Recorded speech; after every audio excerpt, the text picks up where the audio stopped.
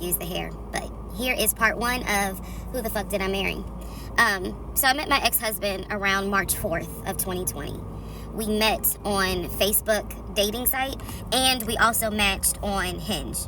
I did not realize that he was on both under two different names. So one was his actual name, and the other one was a variation, like a nickname that he called himself. Different pictures. So it was a running joke between us. Oh, you ain't even recognize that you had matched with me on Hinge. No, I didn't. And also that should have been a red flag. By the way, you will notice in this story, I called it the United Nations of red flags. It is so many red flags that, I mean, you would have thought I was colorblind because I ignored all of them. So, anyway, back to the story. We met around March 4th. We exchanged phone numbers. He called me and we talked on the phone for the first time. In the first phone call, he told me that he had just moved to Georgia from California from San Diego. His job had transferred him because he was being transferred in as the new regional manager for a major condiment company that is based here in Georgia. I'm not going to say the name. And so we also talked about his childhood. He told me he grew up in Philly. He's from Philly. Both of his parents were deceased. This is the first phone call. Both of his parents were deceased. His father was a Philadelphia police officer. His mom was a teacher. He also told me he briefly lived in Augusta with his family. He had 2 brothers and 2 sisters. He also had 2 half-brothers on his dad's side. First phone call. So I'm just giving you guys the backstory. This was the first phone call we had. So we talked about family, we talked about friends, we talked about our jobs. At the time, I was working at Georgia State Patrol. And he knew this, and he just thought that was like, wow, so you work with troopers all day. Yes, I did. Also in that phone call, he explained to me that he used to play football. He explained that he used to play arena football. I know nothing about arena football. I know about NFL, I know about college, go Dogs, but I don't know anything about arena football. So he explained to me that he used to play arena football. He used to work at Apple in the off season of arena football. And I remember thinking on that phone call, oh, okay, good for you. I don't know anything about arena football, and I believe I did tell him that I don't know anything about arena football. That'll come into play later on. So he told me, I just moved here. My job is paying for my housing, and they are helping me to look for a house. He was like, right now I'm in Gwinnett County, but I'm trying to look for a house, ideally in Atlanta, like Brookhaven, Sandy Springs. He was like, I really would like to move out there. And so I thought, that's great. You're looking to get a house. You just moved here. He was like, I don't really know too many people here because I spend all my time at work, and, this job is really demanding. So that was our first phone call. We talked more. He talked a lot, which took me by surprise because I'm not really used to men talking more than me. He eventually asked me out on a date. Our first date was set for Saturday, March 7th, 2020. He asked me what was my favorite restaurant. I said Cheesecake Factory.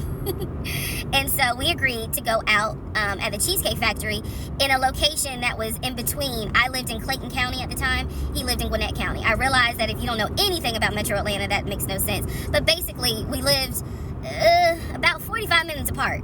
So we agreed to meet at the Cheesecake Factory over at Perimeter Mall, which is in an area, Sandy Springs, Dunwoody area. I was excited. I called my friends and was like, I got a date, blah, blah, blah. We'll see how it goes. First conversation was good. Hopefully he looks like his pictures because, that's always an issue with online dating. Hopefully he looks like his pictures. So on my way to our date, I took 285, and literally right before I got to Boulder Crest, the exit for Boulder Crest, I heard a boom, and I lost control of my car. Thank God that not thank God, but I knew what to do. So I did not crash, but my tire blew out. So I called him and I said, hey, I'm so sorry, but my tire just blew on 285. I'm slowly making my way off the exit. I believe I pulled into a Chevron gas station, and I said, I got to get this fixed. I don't know what to do. I'm a damsel in distress kind of thing. He kind of paused. He got quiet, and he was like, tell me exactly where you are. Drop your pin. So I dropped the pin, and he came to the gas station. Came to the gas station, got out the car, and I was so relieved that he actually looked like his pictures that I was like, oh my God, he's actually attractive. Because he's like 6'4", 6'5". Oh, also, man, I apologize. So let me go back to the first conversation. Let me add something.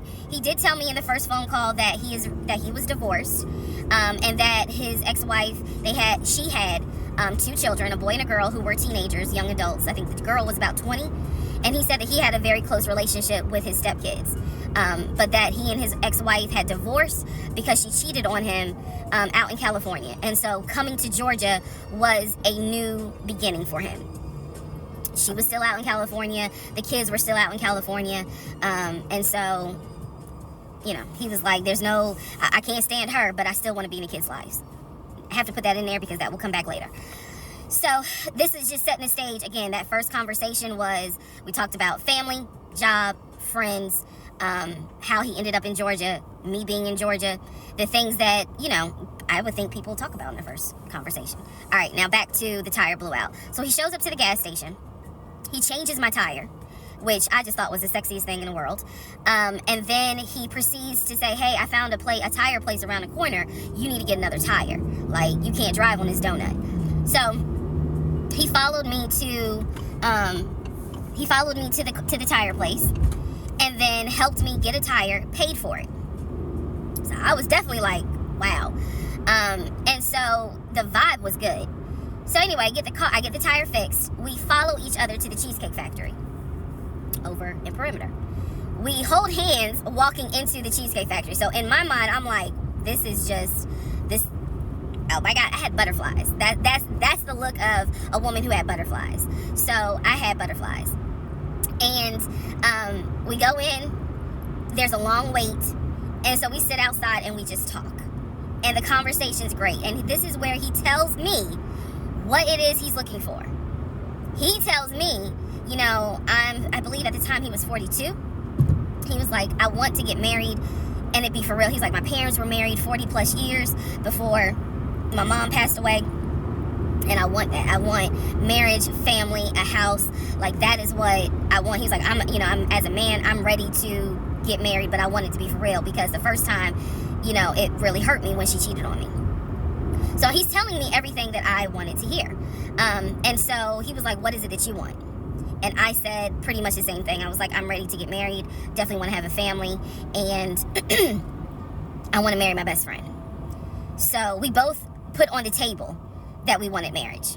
And this is the end of part 1.